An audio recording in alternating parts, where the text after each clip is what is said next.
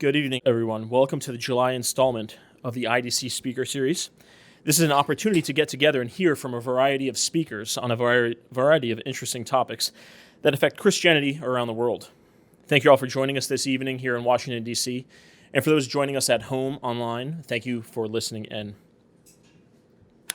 This evening we have a special treat. We're going to hear from Max Prowant. Max is a PhD candidate at UT Austin, and since last year, he's been a Philos Project Research Fellow with IDC, conducting a deep dive inquiry into Sunni jihadism with specific focus on Boko Haram in Nigeria and Al-Shabaab in Somalia. This evening, we look forward to hearing from Max about what makes these jihadist movements tick, what are their motivating philosophies, and what are their methods and tactics that they operate under, and what lessons can be gleaned from this inquiry. I've read his paper on the topic, and I can assure you it will no doubt be a fascinating discussion. So without further ado, welcome, Max. The floor is yours. Okay, well, thank you very much, Rich. And thank you to everyone for coming out. It's good to see some good familiar faces. So before I start, just wanted to thank Rich again at IDC, as well as the Philos Project for its generous funding and, frankly, patience with me this past year. And also Mr. Mark Tooley at the Institute on Religion and Democracy for co-hosting this event. So the title of the talk today is Confronting Jihad in Africa, Lessons from Nigeria and Somalia. It's taken from, like Rich mentioned, a forthcoming report from the Philos Project. And I guess when I joined Philos last year, I was given a very wide mandate, right on Sunni jihadism as it pertains to Christianity. If you don't know this, you can really do a lot with that. So I studied jihadism at my PhD program. So I thought, okay, I can talk all day about Khomeini. I can talk about bin Laden, Zawahiri, these guys. But I don't really know much about jihad in Africa. It's this big black box. And specifically, I didn't know about two sort of scary, daunting groups, Boko Haram and Al-Shabaab. So I threw myself into the project. I read as much as I could, history-wise, textbook, that stuff. I also conducted interviews, people at the State Department, USAID, Nigerians. I even had a few Zoom conversations with some folks over there. Used some primary sources, that sort of thing. I even tried to interview Boko Haram, but they never got back to me. Anyway, throughout doing this research, I realized that this fits into a bigger pattern, a bigger problem. So at a time when American foreign policy guys, we're all focused on Ukraine or Russia and China, and we probably should be, right? We probably shouldn't talk about Al-Qaeda as much. That caused a bit of trouble 20 years ago. But by not talking about jihadism very much, we are missing some important developments, specifically in Africa. What do I mean? Well, jihadism is becoming bigger and bigger in Africa. And I think it's going to get a lot worse. I'll talk about that later. So the purpose of this talk, then, is to answer the question, what should the United States do to confront this growing wave of jihadism in Africa? And to answer that question, I think we need to study the cases where jihadists have been the most active and the most successful, Nigeria and Somalia. Now, before I get into the details, I'll offer a very bare-bone argument, what I'm trying to get at. The United States should adopt a heuristic, that's an important word, a heuristic, of not providing military support to African governments combating jihadists. Why? What I mean by heuristic is a rule of thumb. The examples of Somalia and Nigeria show that our aid has actually prolonged and exacerbated these conflicts. So, there are times, of course, right, I'm not an isolationist. There are times when we're going to have to get involved, and we can talk about what the criteria would look like later. But for now, let's talk about Africa. So, when we think about jihadists, right, we think about the Middle East. We think of 9/11. We think of ISIS in Iraq and Syria, the genocide against Christians and Yazidis. Now, jihadism is certainly still a problem, especially in Syria. But generally speaking, the Middle East today is more stable than it was in 2014. Let me give you some examples.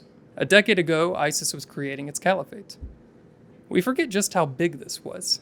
From Raqqa to Mosul, it controlled a landmass the size of Great Britain It had a revenue stream of $1 billion per annum. It even had departments of education. I mean, God knows what these kids were learning, but they were learning something. Today, that caliphate has largely been destroyed.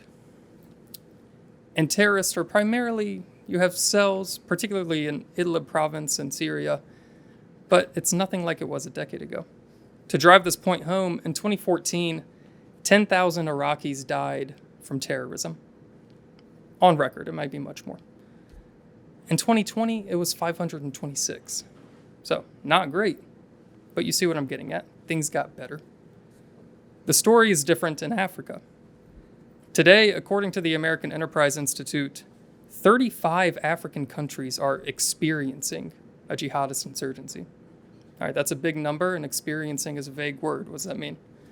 Well, it means that either a country in Africa is directly fighting an insurgency on its home turf, that it is experiencing attacks from a nearby insurgency, or cells are operating in its country. So, vague standard, but by the very same metric in 2015, just 14 countries were experiencing a jihadist insurgency. So, more than doubled over the course of 8 years. The West Point Center for Combating Terrorism calls Africa the global epicenter of jihadi violence. The Islamic State boasts 6 provinces in Africa. Province, again, that's a big word. To drive the point home, in 2016, 3 of the 10 countries with the highest terrorism index were in Africa: Nigeria, Somalia, and Libya. Today, 5 of the top 10 are in Africa, and 3 of the top 5 are in Africa. Nigeria and Somalia are still there. So is Burkina Faso, Niger, and Mali, displacing Egypt and Yemen. So why? Why the shift from the Middle East to Africa?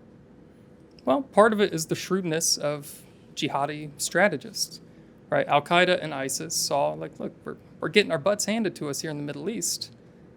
We got to do something. In Africa, you saw all the right socioeconomic conditions. Very bad governments, right? Corrupt, weak, very poor people, right? Very upset. They might be open more to the jihadist ideology. And there were already some homegrown jihadist movements there, right? Al-Shabaab started in the early 2000s, Boko Haram as well. So they changed focus and moved to Africa. Now, I argue that these conflicts are not likely to end soon, and I suspect that they will become more violent. Why won't they end soon? Because the jihadists in Africa are pursuing insurgencies. So, take a step back.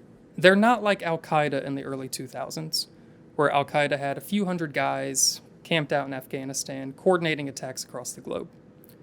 They are trying to control territory, and they are embedding themselves in the local population. Furthermore, insurgencies tend to be long, protracted conflicts. RAND scholar Seth G. Jones, I think he documented 180 insurgencies since the end of World War II. The average lifespan of an insurgency is 12 years. That's a long time. That's more than a decade.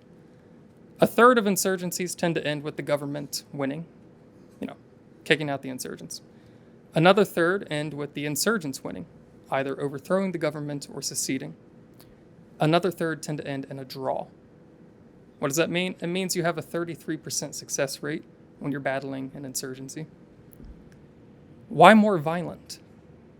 I think we need to look at the religious trends in Africa. Broadly speaking, Africans are becoming more Christian and Muslim. They are leaving behind traditional animist faiths. So by 2060, according to Pew, a plurality of the world's Christians will be in Africa, about 40%. Meanwhile, the share of the global Muslim population will grow from 16% in Africa to 27% at the same time. Okay, they're becoming more Abrahamic. That doesn't necessarily mean trouble, but it might in a continent where, remember, we have scarce resources, and a continent where religious identity is very strongly felt, and where there are already conflicts which have religious overtones. Right? A good example is the farmer-herder conflict in Nigeria right now. Now, it seems like American policymakers are aware of the growing importance of Africa, or at least of the situation. AFRICOM, African Command, was started in 2008. When it started, it had 172 missions. A mission can be anything, right? It can be drone strikes, spec ops, training, or, combat boots on the ground. So, 172 missions in 2008. By 2013, 546 missions. By 2017, 3,500 missions. As Senator Lindsey Graham has said, you're going to see more action in Africa, not less.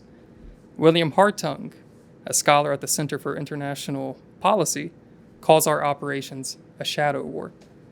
If you remember, ghost wars is what we said in Afghanistan. So, given that jihadism is growing in Africa, given that it might get worse, given that it doesn't seem like it's going to go anywhere, what are we supposed to do?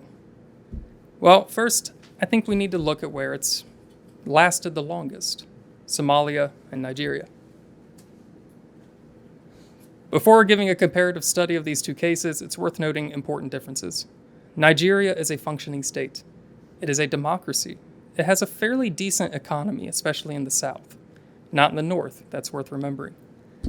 What's more, its population is evenly divided, Muslim and Christian. Somalia, by contrast, is a failed state, extremely impoverished, and almost entirely Muslim, right? Whatever Christians are there exist underground. But despite these major differences, there are very important similarities. The character of the jihadists there, right? Their ideology and the strategies which they pursue. That's one. The second is the approach to counterinsurgency. So, let's talk about Boko Haram and Al-Shabaab. Ideologically, they are basically the same, right? We can get into the nuts and bolts. There's some differences, but broadly speaking, they are Salafi jihadist organizations. What does that mean? It means they want to return to the earliest days of Islam, to resurrect what they understand to be the pure practice of Islam and the clearest adherence to Sharia. It's worth noting, historically, their understanding of Sharia is a bit different from what Muhammad had, and we can talk about the historical examples there. They both seek to overthrow secular governments. They call the capital in Abuja, Nigeria. They call it an apostate regime. They do the same thing in Mogadishu, Al-Shabaab does, right? So, and it's worth noting, the charge of apostasy is punishable by death. So these are not guys who, on the surface, really want to negotiate. In their place, Al-Shabaab and Boko Haram want to create a caliphate, right? They view secularism, democracy, constitutionalism. These are all forms of idolatry in their worldview. They are anti-Western for obvious reasons. They are also virulently anti-Christian, partly because they view Christians as imperial agents, partly because of their very exclusive theological outlook. Boko Haram became notorious for bombing churches. Al-Shabaab regularly denounces the Crusaders in its country. Al-Shabaab's original leadership dates back to the Afghan jihad against the Soviet Union. Its guys studied with Ayman al-Zawahiri, Abdullah Azzam. Moreover, the founder of Boko Haram, Muhammad Yusuf, spent some time in Saudi Arabia, and he could quote at length Ayman al-Zawahiri as well as Zarqawi, the guy who founded al-Qaeda in Iraq. It's worth noting, however, that this Salafi jihadism is not pure, right? Salafi jihadism, in its strict sense, is universalist in its aspiration, a global union, a global caliphate connecting all Muslims. Al-Shabaab, however, calls for uniting Somalis. It calls for resurrecting Greater Somalia, putting into a single state all ethnic Somalis, right? So some Somalis live in Ethiopia, some in Kenya. That is, technically speaking, a form of nationalism. That should have no business next to Salafi jihadism. But they don't seem to mind. Boko Haram, by contrast, it was peaceful for the first 6 years of its existence. The founder, Muhammad Yusuf, called state authorities infidels, but he also worked with them, right? There was a lot of backroom deals, a lot of kind of cordial relationships. It wasn't until 2009 when things sort of fell out of control. And incidentally, once he was killed, then Boko Haram became the sort of vengeful terrorist organization that we know of. So for both groups, despite adhering to Salafi jihadism, both are also, they have to balance this with very local demands, right? Boko Haram denounces corruption in Abuja and poverty as frequently as it calls Abuja a bunch of apostates. That's very important to keep in mind because when you study jihadism, there are two camps broadly. One camp says, this religious stuff, this religious ideology, it's all a smokescreen for more measurable variables, right? Poverty, things of that nature, frustration with the government. The other group will say, well, no, that stuff doesn't really matter as much. It's all the religious stuff.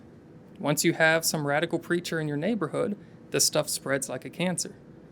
And, like academics, these two just go at each other's throats. It gets really petty.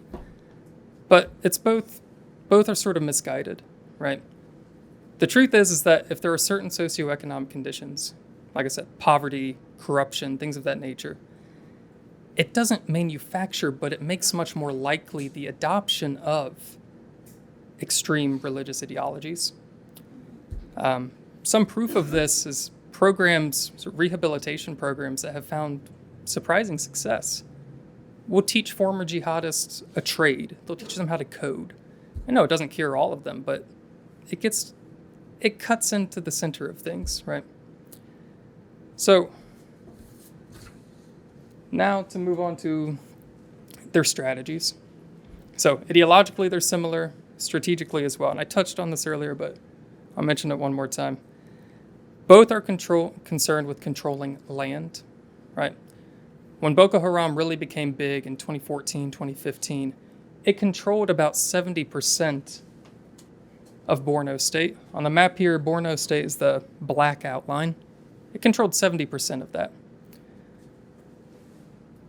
Al-Shabaab, by contrast, this map I think is from 2021, but it controlled basically all of this territory, both the brown and the red.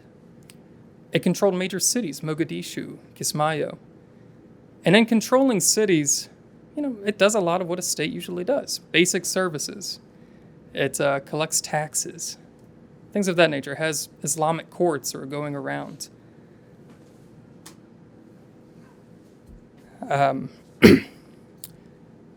Similarly, they've shifted their strategic approach as well.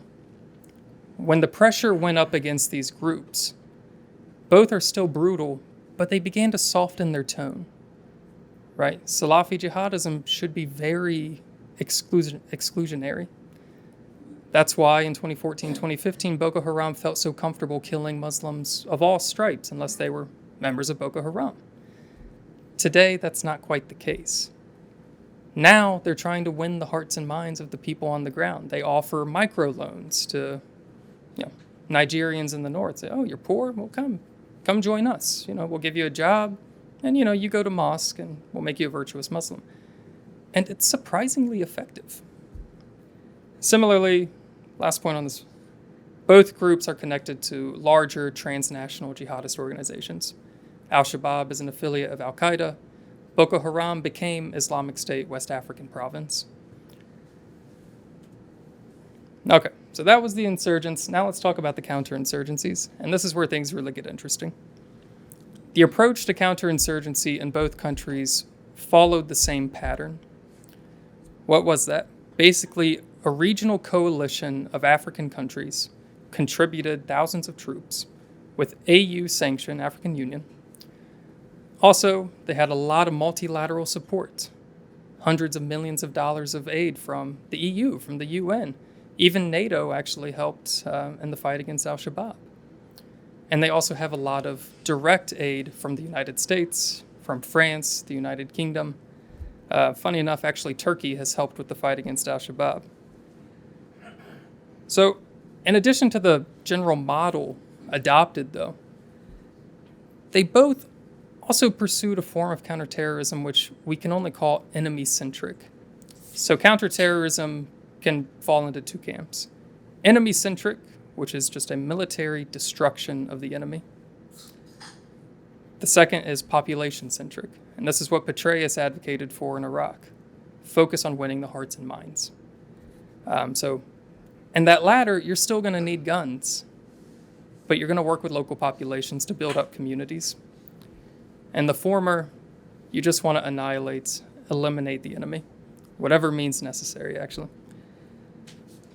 Now, in addition to that, there's another factor. In Nigeria, the pursuit of Boko Haram was paired with total brutality, especially on the part of the Nigerian armed forces. In Somalia, the sort of X factor was just total mismanagement and what I can only call incompetency and lack of political will. Not a satisfying answer, but that's what it comes down to. So, let's talk a little bit about the success that these counterinsurgency approaches had. In Somalia, remember, al-Shabaab controlled... Actually, I'm going to use the other map. It's better. Remember, al-Shabaab controlled virtually all of this area. However, beginning in 2011, AMISOM, the African Union Mission in Somalia, well, it pursued... It really did some good. Look, it captured Mogadishu again. It captured Kismayo, a major important port city. So, what went wrong? Oh, it's also worth noting the United States was very heavily involved, right? Look at the airstrikes. They start under Obama, or the uptick does, continue very heavily under the Trump administration. The United States took out a number of al-Shabaab leaders, 2007, 2009, 2014, 2022. And yet, if you look at that map there on the left, al-Shabaab is doing fine. They still control some territory. They're still very mobile. And they're putting up a good fight against a recent offensive right now. So what went wrong? Well, it's because AMISOM, working with the federal government in Somalia, wasn't able to pair its military victories, its military gains, with any substantial approach to reconstruction, rehabilitation, reintegration, right? Those words that people at the State Department like to toss around. But they matter.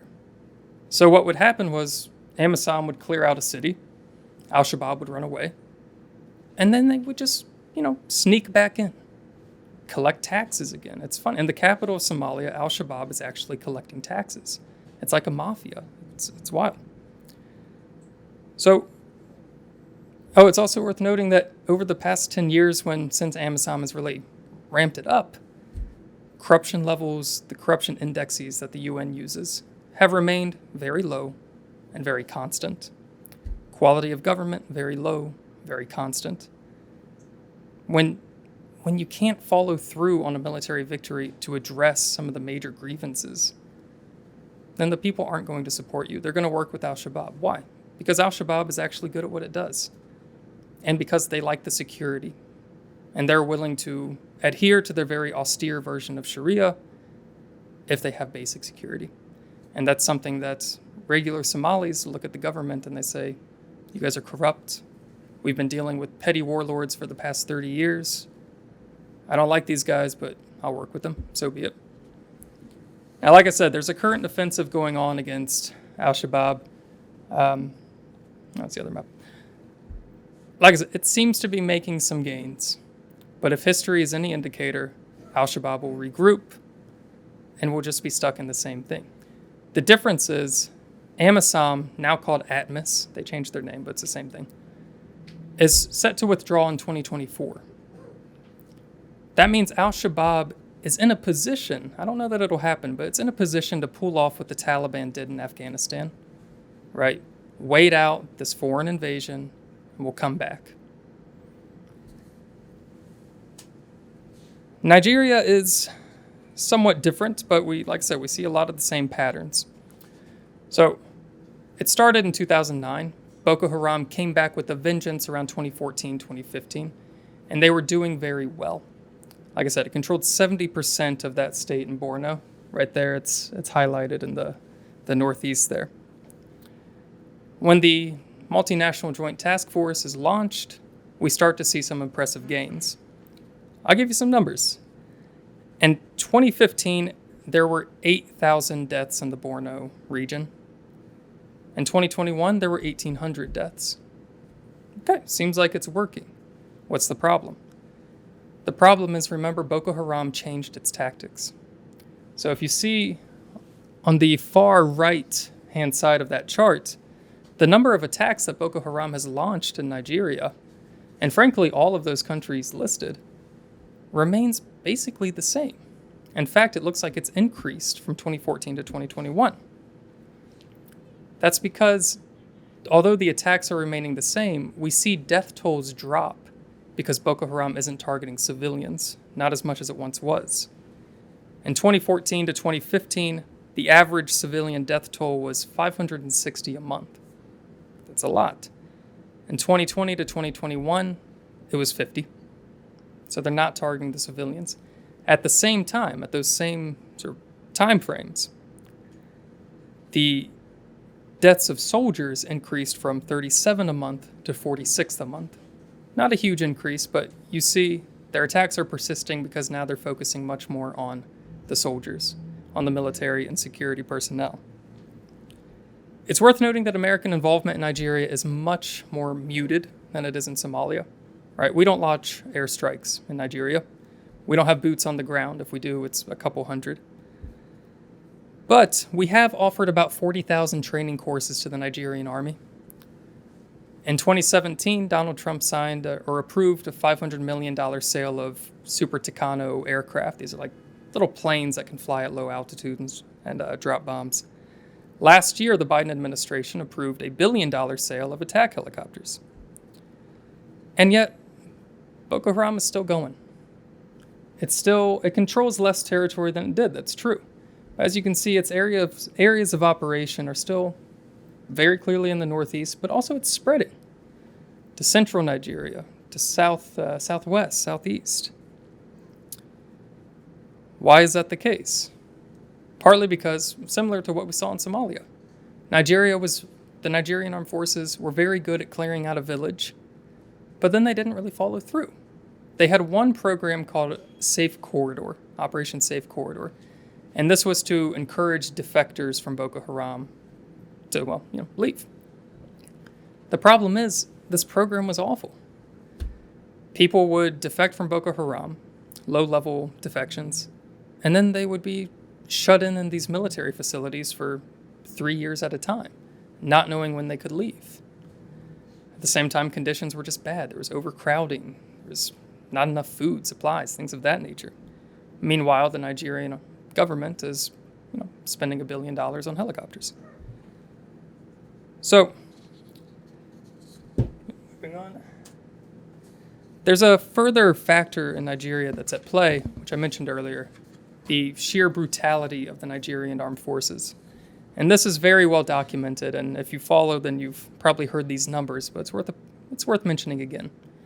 In 2015, Amnesty International came out with a report that documented 20,000 civilians had been arrested and held without charges. 7,000 had died in the poor conditions of these military facilities. It's worth remembering, these facilities, there's no civilian oversight. It's all the military. They documented as well 1,200 extrajudicial killings. And, this is 2015, that's 2023. Well, last December, 2022, Reuters came out with a series of very damning reports on Nigeria. It documented the forced abortion of 10,000 women in the armed forces facilities, and often without their even knowing. They would drug the women, and suddenly the woman would wake up, and, it documented as well the targeted killing of over 6,000 boys. In one incident, Nigerian soldiers smothered a pair of 4-month-old twin boys, in front of the mother. Why? Well, the soldiers were actually very candid in their response. They said, when I see them, I do not see children. I see Boko Haram. When I find them, I won't shoot them. I will slit their throat. The officers in the Nigerian armed forces referred to raids on villages suspected of harboring Boko Haram fighters. They referred to these raids as Operation No Living Thing. So, you get the picture. Okay, so the Nigerian military, bad. Got it, so what? Well, that's not how you win insurgencies. You can't win an insurgency by destroying everyone who might have Boko Haram blood in their veins. You can't win an insurgency by just bombing the Northeast to smithereens. In fact, this approach does more than just prolong the conflict. It does more than just keep things as they are. It exacerbates things. It plays into the narrative that Boko Haram has been peddling for the past 14 years. Right? The government is corrupt. Why is the government corrupt? Because it's un-Islamic. Since the government is un-Islamic, you need to be a true Muslim. Look what they've done. Look what they've done to these villages. If you're a true Muslim, pick up a gun. If you're a true Muslim, wage jihad. Right? It's the precise same justification that we saw play so well for men like Ayman al-Zawahiri and Ayatollah Khomeini in Iran.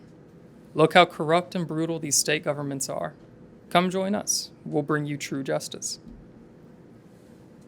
So to get back to the bigger picture, all right, well, what does this mean, right? There's a big debate in foreign policy circles right now. How interventionist should the United States be, especially in places like Africa where we don't have clearly as vital interests as we do, say, in the Persian Gulf or Taiwan, the South China Sea? Well, like I said, I'm no isolationist. There are times when military intervention, helping militaries, is important, right? We could have prevented the Rwandan genocide if we just contributed a few hundred troops. I think that point is debated, but it's generally true. So, number one, adopt a heuristic, right? A rule of thumb. Become more caution in your mind, or policymakers, to not support these militaries. Now, what does that mean? Well, if there's an insurgency in a country, look at the military's track record. Does it have a track record of human rights abuses? Does it seem like the government will actually be willing to pursue a population-centric approach to jihad? What do I mean by that? Are they referring to jihadists as just, people who need exterminated? That's a word you see around, and it's a word that the Nigerian government will use in its press releases. We have eliminated or we have exterminated the jihadists. If a government's using that language, that's a good sign that you don't want to be working with them. Now, there are some other things, though. Like I said, when it's necessary, we have some leverage. When a country is coming to us saying, hey, please help us, that gives us leverage right there. Make that help contingent on a few things. Civilian oversight over some of the projects, particularly over rehabilitation, reintegration. For that matter, make sure they actually have a plan for those things. When you are working with a government like Nigeria, and you have a list of top generals and officers who have been sanctioning these heinous actions, hold them accountable. Demand that they be prosecuted publicly. This will send a strong message to people who are attracted to places like Boko Haram. And finally, again with somewhere like Nigeria, the CPC designation, right? Country of particular concern. These sorts of diplomatic labels don't seem like much, but they matter. Nigeria is a democracy. If it were on the CPC list, it would be the only democracy on that list. The other countries on that list are like Saudi Arabia and Iran, right? You don't want to be on that list. So that concludes my TED Talk. I will take your questions. Thank you very much.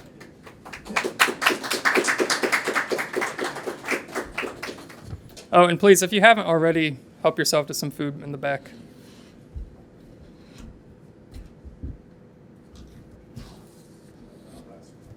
Oh, thanks, Bill.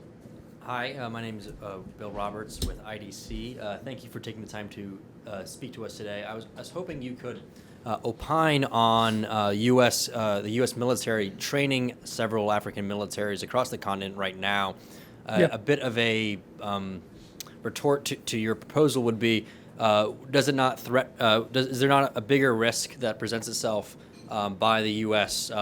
Retreating or withdrawing our support for many of these governments? Does that not give a vacuum for other bad actors such as Russia or China to step in and foster stronger relationships with these struggling governments? Thank you. Thank you. No, that's a good question. I would say, as far as the great power competition goes, if China and Russia want to take on the fight against jihadists, by all means let them, right? We have the world's largest economy. countries in Africa are more than happy to come back to us, even if we said, no, we don't want to help you in your fight. They want to access our markets. So I'm not too worried about the Chinese and Russian influence there. Moreover, we fought jihadists for 20 years. It's hard. We're tired. We have other things to do. As far as the training bits, yeah, I think the problem is by doing these excessive trainings, these militarized trainings, we're almost glamorizing that approach to the African soldiers, right? This is what it means to defeat jihadists, right? We know how to execute a raid. We know how to save some kidnapped mayor, something like that. But the thing is, you're up against jihadists who are not particularly well trained. Al-Shabaab is an exception. They've been doing this for some 20 years now.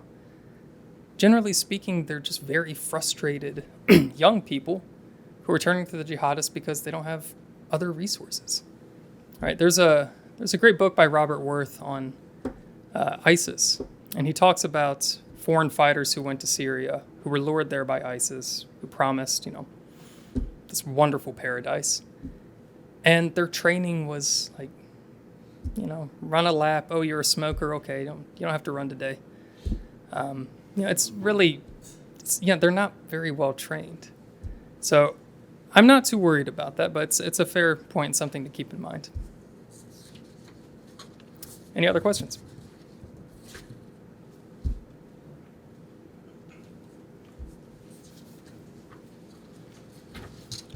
Yes, evening, Max. My name is Scott Morgan. I'm a freelance writer. I also contribute to the IRD's Juicy Ecumenism blog. And I'm also a military veteran. You have covered half the picture, with the insurgencies and everything. Now, one of the things I was taught, more often, countries that have insurgencies, that they're also bordering countries with other insurgencies that could also influence them. Yeah. First things that come to mind immediately, like Al-Shabaab in Somalia, how they have influenced what's going on in Yemen. Yep. Can we make the same argument about Nigeria and their influence over the Anglophone fighting in Cameroon? And also their efforts to link up with JNIM, moving southward towards the Gulf of Guinea from Mali and Burkina like that. So basically, you've simplified it nicely for Washington speak, but there are other factors that also should be part of the equation. I was just wondering if you could comment on that, specifically how some of the insurgencies, like in Nigeria, could influence others in Cameroon, and same with Al-Shabaab. As you notice, they've also expanded their attacks recently back into northeastern Kenya, Lamu County and Garissa to be effect, which would be actually part of the greater Somalia. Yeah. No, thank you. Yeah, it's always a problem when you have to try to simplify, like I said, very complex pictures. No, it's absolutely true. Insurgencies influence each other, especially in a continent like Africa where the countries have very porous borders. It's very easy for an insurgency to spread. And more than that, they learn from each other. They learn tactics. A good example of this, Boko Haram really didn't start using beheadings as a tactic until about 2014. So 5 years in, that's when they start doing it. I don't really know what else to say beyond that's something you have to consider. It's something to monitor. But when it comes to putting an end to an insurgency, we still can't just use this military approach. So you're going to see things spread. It's going to get ugly. But we can at least look at ourselves and say, well, we didn't cause things to get a lot worse. Any other questions?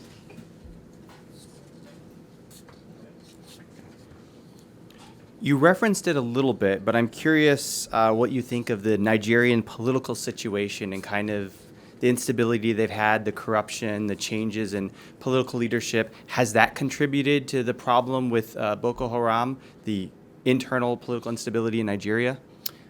Oh, yeah, absolutely. I mean, if Nigeria weren't so corrupt, there's a good chance there wouldn't have been an insurgency in the first place. It doesn't seem like things are getting much better. I mean, the general layout of Nigeria is you have a very well-educated, very wealthy elite, typically drawn from the central and southern parts of Nigeria. And then you have a very poor northern portion of the country. When it comes to corruption, yeah, I mean, we've given, I think, $3 billion in humanitarian aid since 2010. I mentioned earlier how that operation for defectors just never really took off. Well, you wonder, why didn't it take off? We gave you $3 billion. Where is it? Well, we don't actually have good answers to those questions. And it's because corruption is just so rampant. And I have no idea how to solve corruption. I mean, if I did, maybe I would be more corrupt. I don't know. But thank you. Thanks for your talk, Max. I'm James from the Philos Project, James Riley. So you spoke about how there's been more of an enemy-centric focus from international support and also the government support, or not even the government, just the government focus. Have you seen any vacillations since 2015 to now of population support for either the terrorist groups or the government? How has that vacillated in both Nigeria and Somalia? Sure, yeah. So it's hard to track, right? We can't really take opinion polls. But a good example is that current offensive that I talked about in Somalia right now. The reason it's being very successful, or seeing some success, is that the federal government and AMISOM or ATMIS, they're working with clan militias now. And the clan militias are actually sort of leading the charge. And you wonder, well, why weren't they leading the charge 10 years ago? Well, that's part of the petty infighting in Somalia. In Nigeria, yeah, I think the government is becoming aware that its approach was a little wrong-headed. So, like I said, it started that Operation Safe Corridor. It didn't take off. But there's still, the fact that they started it suggests that they see, and in fact, I think they said this in some press release, that we can't just destroy Boko Haram. At the same time, even this year, they still come out with sort of contradictory press releases saying we will eliminate them. But, so that makes you wonder, right? Are they just saying that are they saying that to appease us? Saying, oh, we can't just destroy them? Or are they actually confused and they just don't know what to do?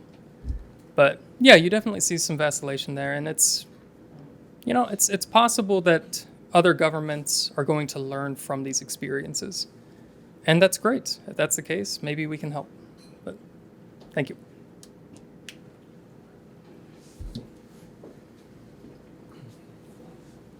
Hi there.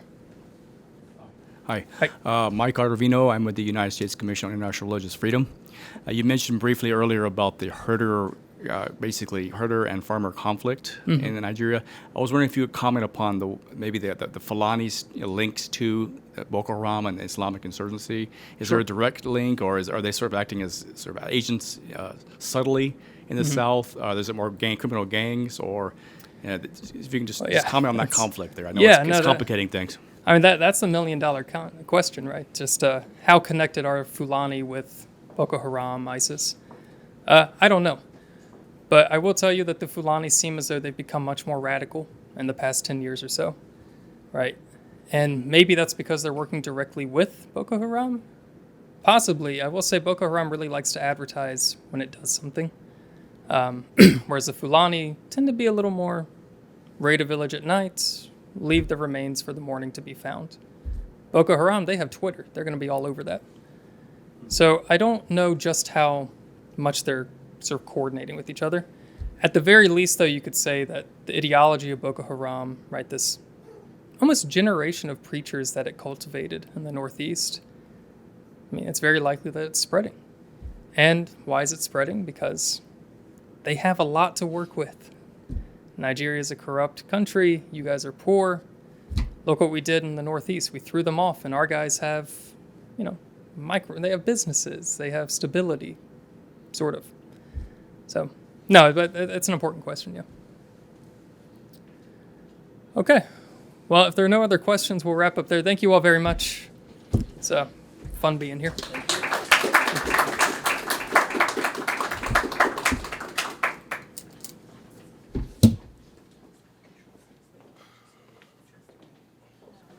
Thank you, Max.